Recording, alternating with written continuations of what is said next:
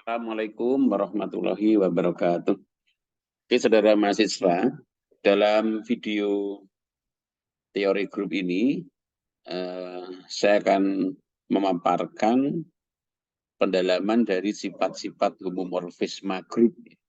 Jadi pada perkuliahan sebelumnya, kita telah mengkaji sifat-sifat homomorfisme grup itu, antara lain adalah pada teorema 722 yang Romawi 1, yakni peta dari A invest itu adalah invest dari petanya A.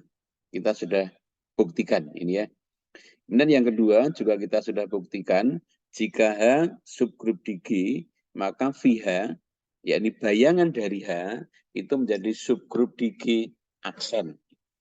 Nah, dalam kesempatan ini kita kaji sifat yang ketiga. Kita buktikan bagaimana jika K aksen itu subgrup di G aksen.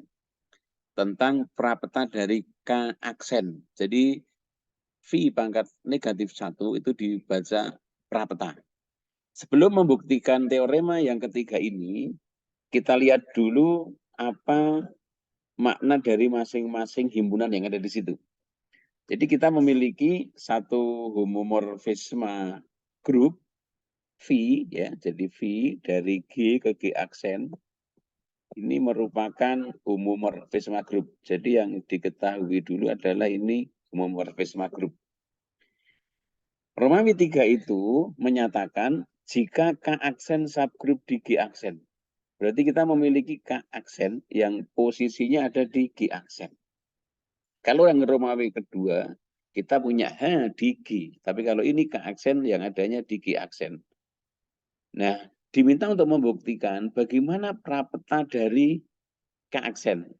Kalau K aksen ini memiliki anggota, salah satunya ini misalkan, saya sebut E aksen, elemen netralnya di K aksen, pasti anggota K aksen karena K aksen adalah subgrup.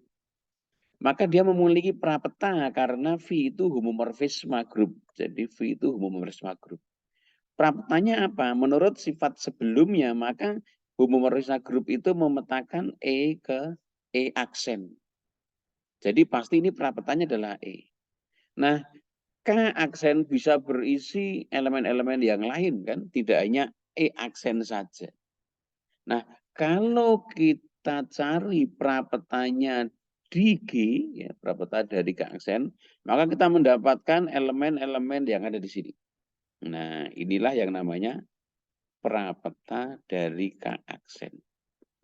Jadi kalau diminta menjelaskan apa itu prapeta dari K aksen, prapeta dari K aksen adalah elemen-elemen di G. Ya, untuk yang di G kita menggunakan simbol X, nanti untuk si di G aksen kita gunakan simbol Y. Elemen-elemen X di G yang oleh V dipetakan ke dalam K aksen. Ya. Jadi V X itu adalah masuk di dalam K aksen. Kalau Vx tidak masuk di aksen, berarti X-nya bukan anggota prapeta dari K aksen. Nah, inilah makna dari prapeta dari K aksen. Kemudian, bagaimana kita membuktikan? Kita gunakan pembuktian menggunakan 3 syarat ya, teorema 221 yang kemarin sudah kita kupas. Itu tidak harus berurutan Romawi 1, 2, 3. Anda bisa balik. Saya memulai karena tadi sudah kita tunjukkan keberadaan elemen netral. Dimulai dengan adanya elemen netral di prapeta K aksen. Bagaimana kita menunjukkannya? Seperti yang tadi saya peragakan dalam menggambar diagram panah. Kita tulis karena K aksen subgroup ya, di G aksen, maka elemen netral di G aksen kita sebut E aksen, elemen netral E aksen ini pasti anggota K aksen. Ya. Syarat sebagai subgroup. Nah, pertama kita sudah mendapatkan E aksen anggota K aksen. Karena V itu homomorfisme, karena ini homomorfisme grup, kita tahu, maka peta dari E kan sama dengan E aksen. Sebagaimana gambar diagram panah. Ini artinya apa? Ini berarti kita mendapatkan E, elemen netral di G aksen, dipetakannya ke E aksen. E aksen adalah anggota K aksen. Berarti E pasti anggota dari prapetanya K aksen. Nah, gitu ya. Jadi E itu anggota dari prapetanya K aksen. Kita sudah dapat 1 poin ya dari 3. Kan harus prapeta dari K aksen memuat elemen netral. Yang kedua kita tunjukkan tertutup. Yang ketiga nanti setiap elemen memiliki invers di dalam prapeta K aksen. Nah, yang pertama kita sudah tunjukkan. Bagaimana yang kedua? Kita ingin menunjukkan sifat tertutup dipenuhi. Tentu untuk menunjukkan sifat tertutup, standar baku kita mengawali pembuktian adalah ambil sebarang. Sebarang katakanlah 2 elemen, yakni X1, X2 di prapeta K aksen. Apa yang harus kita lakukan? Yakni menunjukkan nanti X1 kalau dioperasikan dengan X2 itu anggota dari prapeta K aksen. Itu ya. Untuk menunjukkan sifat tertutup harus X1, X2 dipetakan ke K aksen. Kalau dipetakan ke K aksen berarti dia anggota prapeta. Nah, kita olah yang dimiliki ya. Ini kan X1, X2 anggota prapeta K aksen. Apa arti anggota prapeta? Oh, berarti dia itu kalau dipetakan oleh V masuk menjadi anggota himpunan K aksen. Kita lanjutkan ya. Dari pengambilan sembarang tadi, sebentar saya cek ini. Dari pengambilan sembarang tadi ya,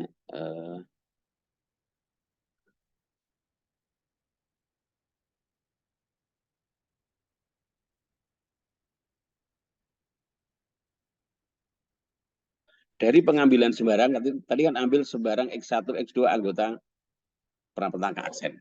Kita olah jadi pengambilan tadi. Karena X1, X2 tadi adalah anggota dari prapeta K aksen, apa yang kita miliki? Maka pastilah peta dari X1 anggota K aksen. Begitu juga peta dari X2. Ini anggota K aksen. Berpindah ke ruas kanan ya, ke kodomin. Nah, sekarang kita tahu tadi K aksen itu grup. Karena K aksen subgrup, maka kita simpulkan hasil operasi 2 elemennya juga masuk di situ, di K aksen. Karena tertutup atas sifat sebagai subgrup. Ya. Jadi Vx1, Vx2 anggota K aksen. Nah, padahal kita tahu, yakni apa? Karena V itu homomorfisme grup, maka kita mendapatkan Vx1, Vx2 itu tidak lain adalah Vx1, X2. Nah, syarat subgroup ya, syarat grup atau syarat homomorfisme grup. Karena V homomorfisme grup, maka 2 elemen ini Vx1 dan Vx2 operasinya sama dengan peta dari operasi X1, X2. Nah, ini Anda sudah menunjukkan, kelihatan ini, X1, X2 dipetakan oleh V ke Vx1, Vx2. Vx1, Vx2 anggota K aksen. Nah, ini kan langsung kita tunjuk, kita dapat mengambil kesimpulan ini. Berarti X1, X2 anggota prapeta dari K aksen. Ya, saya ulangi, kenapa langsung bisa kita simpulkan ini? Ya, kenapa kita bisa langsung simpulkan? Karena Vx1, Vx2 anggota K aksen. Berarti peta dari X1, X2 berada di K aksen, yang artinya X1 dan X2 itu anggota prapeta dari K aksen. Tujuan utama kita tadi kan menunjukkan X1, X2 anggota prapeta dari K aksen ya. Dan ini sudah tercapai. Berarti sifat tertutup dipenuhi. Ya. Jadi sifat tertutup dipenuhi. Nah, sudah 2 sifat, tinggal sifat yang ketiga, yakni setiap elemen di prapetaka aksen memiliki invest. Strategi pembuktiannya kita ambil sembarang. Ambil sembarang X anggota prapeta dari K aksen. Ditunjukkan apa nanti? Ditunjukkan X invest juga anggotanya prapetaka aksen. Ya, kalau ini berhasil, maka selesailah sudah 3 sifat itu kita tunjukkan ya. Jadi 3-tiganya sudah berhasil. Mari kita tunjukkan bagaimana menunjukkannya. Jadi ditunjukkan di sini X invest anggota prapeta K aksen. Artinya nanti X invest itu dipetakan ke dalam K aksen. Seluruh yang dipetakan ke K aksen akan menjadi elemen prapeta dari K aksen. Nah, kita olah yang diambil sembarang tadi itu ya. Karena X anggota prapeta dari K aksen, maka kita langsung simpulan sesuai yang tadi. Maka kita peroleh Vx itu pasti anggota dari K aksen. Ya, Vx anggota K aksen. Saya sambung di sini. Nah, kita lihat di sini dulu ya. Sekarang K aksen subgroup. Karena K aksen subgroup, apa yang terjadi? Maka investnya dari Vx kan juga harus menjadi anggota K aksen. Karena sudah diketahui dia subgroup. Nah, kita tahu sekarang kembali ke yang seperti tadi. Karena V homomorfisme grup, maka kita memperoleh bahwa invest dari Vx itu sama dengan V dari X invest. Nah, sekarang tinggal menyimpulkan. Tadi Vx diinvestkan anggota K aksen. Sementara Vx invest ini sama dengan Vx invest. Apa yang dapat kita simpulkan? Oh, berarti X invest itu anggota prapeta dari K aksen. Karena Vx invest dipetakan ke K aksen. Vx invest sama dengan Vx diinvestkan itu anggota K aksen, berarti X invest anggota prapeta dari K aksen. Sehingga berdasarkan 1, 2, dan 3, berdasarkan 1, 2, dan 3, ya seluruhnya ini tadi disimpulkan prapeta dari K aksen subgroup di G, ya, di domain ya, di sebelah kiri di domain. Ya. Oke ya, ini jadi sifat yang ketiga dari teorema 722 sudah kita tunjukkan ya. Jika K aksen ini, maka dan seterusnya. Oke ya, kita lanjutkan sekarang sifat yang lain. Sifat yang lain ini terkait dengan kernel. Kita kaji kernel. Apa itu kernel? Kita tahu kalau ada pemetaan yang memenuhi syarat homomorfisme, ada ya, bukan dari G aksen tetapi ini saya hapus dari G ke G aksen. Dari G ke G aksen ini misalkan V ini homomorfisme grup. Kita tahu pasti keduanya ini memuat elemen netral. Saya namakan E, yang kanan saya namakan E aksen. Nah, karena homomorfisme grup sifatnya E pasti ke E aksen. Barangkali dalam homomorfisme grup itu yang dipetakan ke E aksen hanya E saja, tidak masalah. Tapi bisa jadi ada yang lain-lainnya selain E yang juga ini seluruhnya dipetakan ke E aksen. Ya. Nah, kalau ini seluruhnya dikumpulkan, peta ke E aksen ini, inilah yang dinamakan kernel dari V. Kernel dari V atau disimbolkan biasanya dengan kernel V. Ya, kernel V itu simbolnya ya. Ya. Kernel dari V atau biasa disimbolkan dengan kernel V. Nah, inilah makna dari kernel. Bisa jadi hanya E saja, bisa jadi selain E ada juga yang dipetakan ke E aksen. Minimal pasti hanya E saja. Kemudian baru saja tadi kita kaji teorema tadi yang baru saja, yang Romawi 3 tadi. Yang ke aksen tadi, jadi teorema 722 bagian 3. Tadi kan kalau ada homomorfisme V, ya, V homomorfisme dari G ke G aksen, kita ada K aksen di kanan, maka perapetanya, ya, perapetanya tadi ini, ya ini perapeta dari K aksen subgroup di G.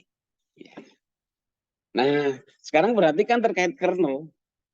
Kernel sendiri ya, kernel itu kalau kita himpun petanya E elemen saja ya, jelas himpun.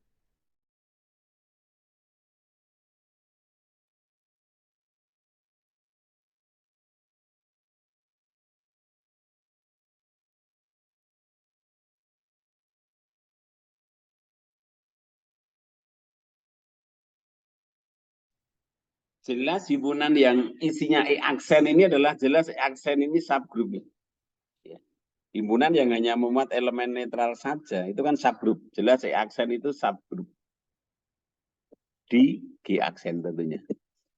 Berdasarkan teorema 722, maka kita memperoleh nih akibatnya prapeta dari himpunan yang isinya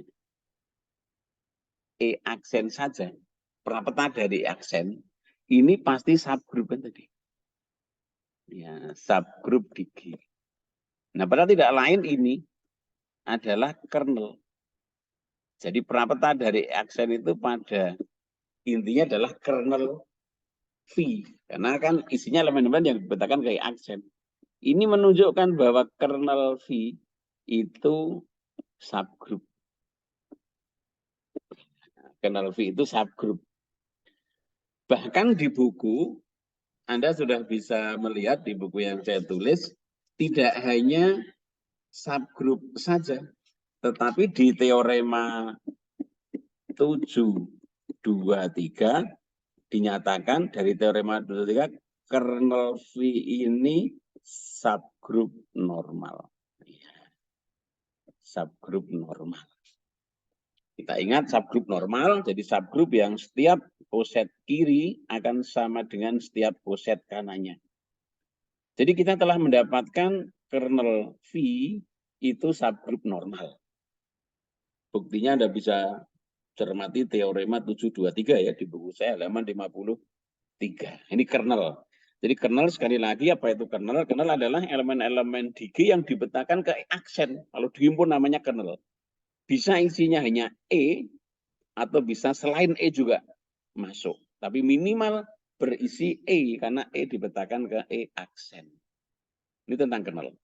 Ada satu sifat tentang kernel yang menarik ya di teorema 725 di buku pada halaman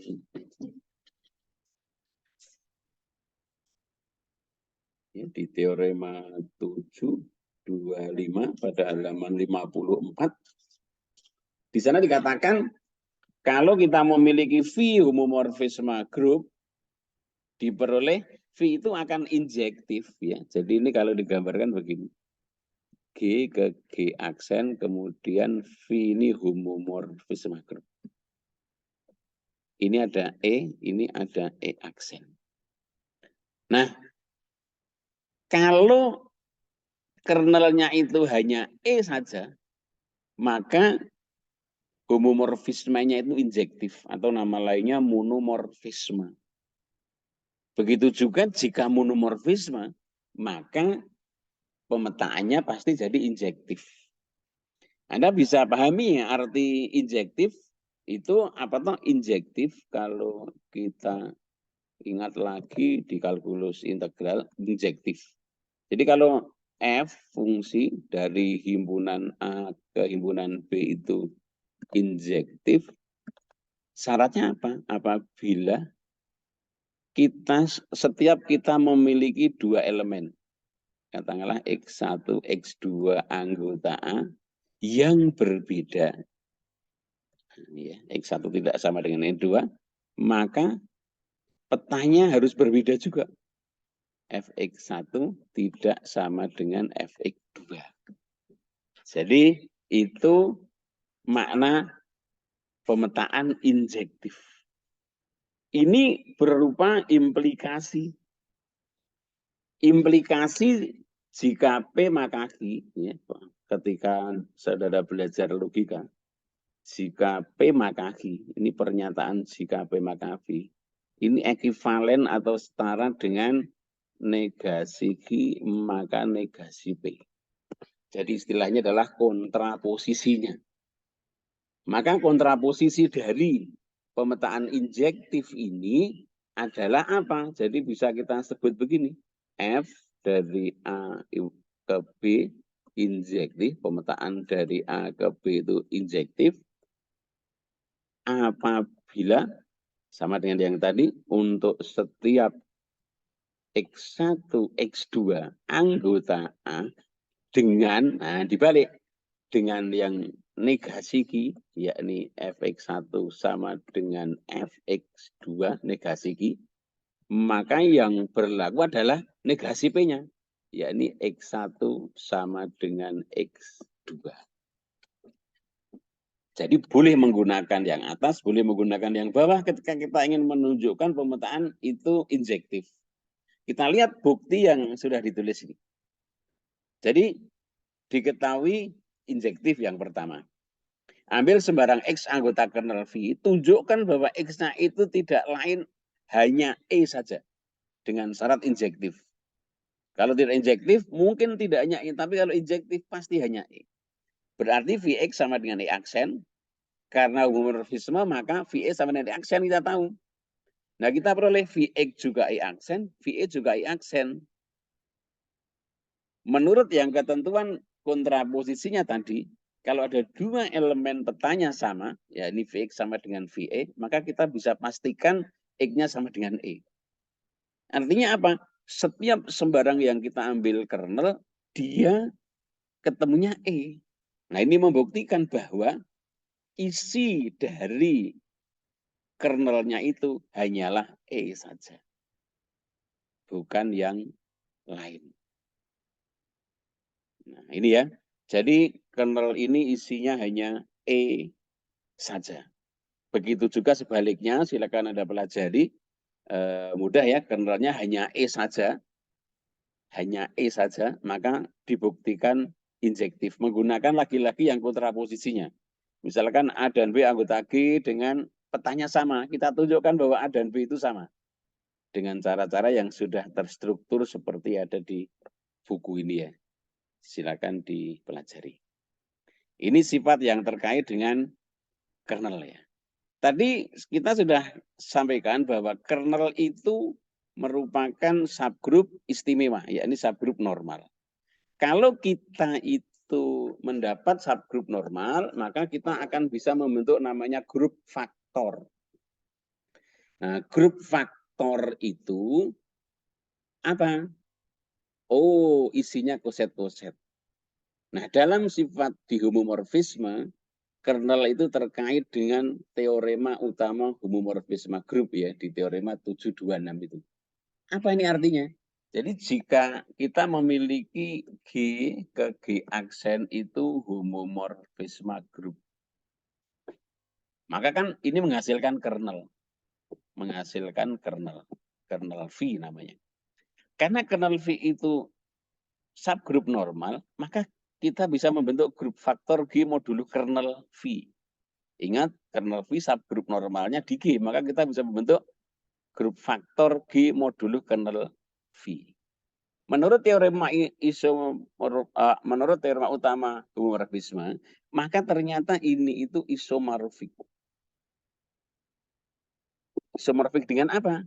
Bukan dengan G aksen, tetapi dengan peta G. Image G. Jelas ya keterangan.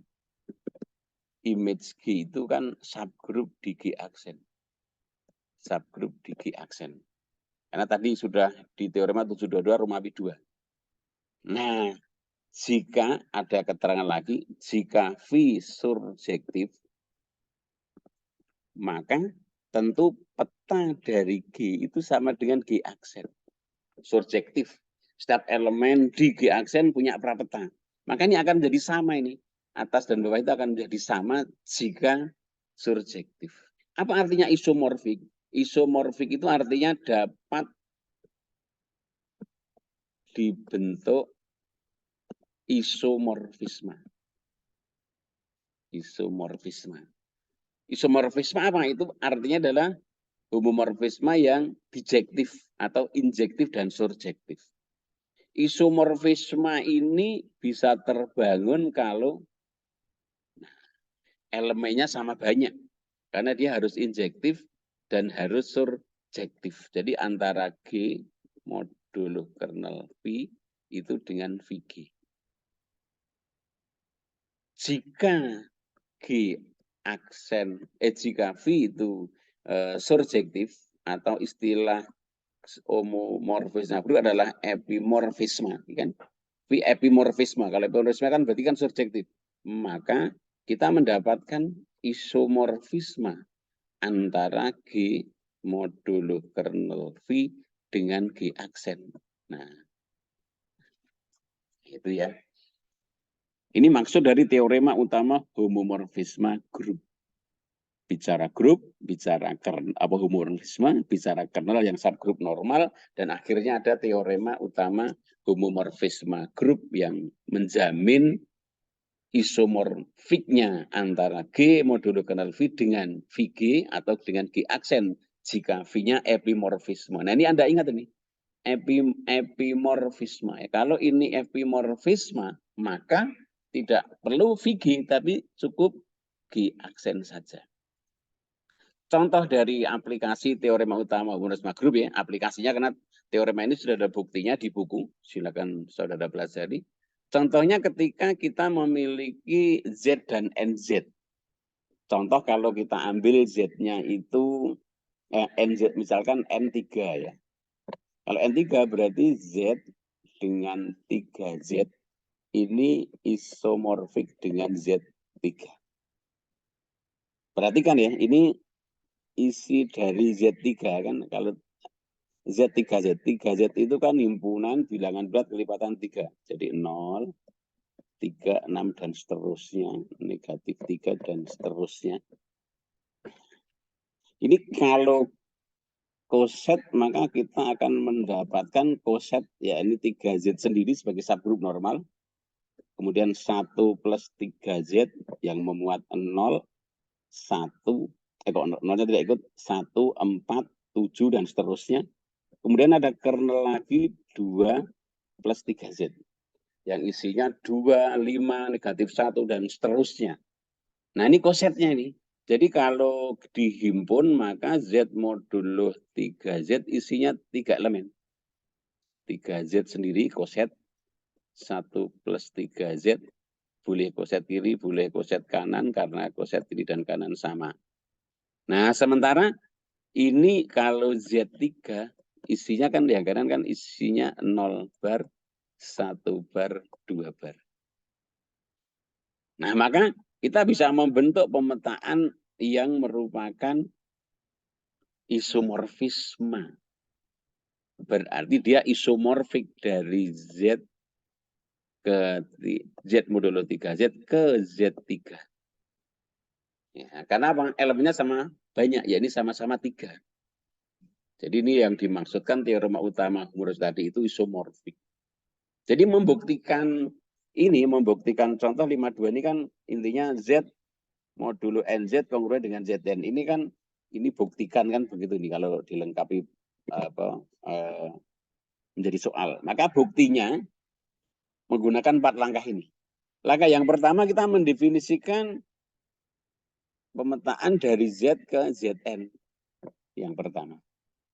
Nah, nanti kita harus menghasilkan kernelnya nanti ini. Ya, kernelnya harusnya adalah nanti NZ agar isomorfik dengan Zn. Dan agar peta dari V tadi itu sama dengan Zn, maka ini harus epimorfisme. Saya tulis epim. Jadi menunjukkan adanya epimorfisme dari Z ke Zn dengan kernelnya NZ. Kalau itu sudah bisa berhasil kita tunjukkan, selesai bukti ini. Saya ulangi, kita harus menunjukkan adanya epimorfisme dari Z ke Zn yang nanti kernelnya NZ. Kalau itu sudah dilakukan, maka selesailah bukti dari contoh 522.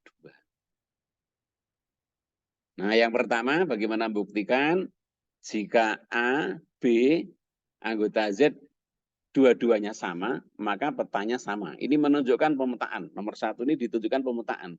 Pemetaan kan tidak boleh ada elemen yang bercabang nih. Satu elemen yang sama, petanya lebih dari 1. Maka nomor 1 ini elemen yang sama, petanya ya harus sama, tidak boleh cabang. Jadi 1 mudah. Nomor 2 tunjukkan homomorfisme dengan ambil sembarang A, B, Z, dan seterusnya. Oh, selesai homomorfisme.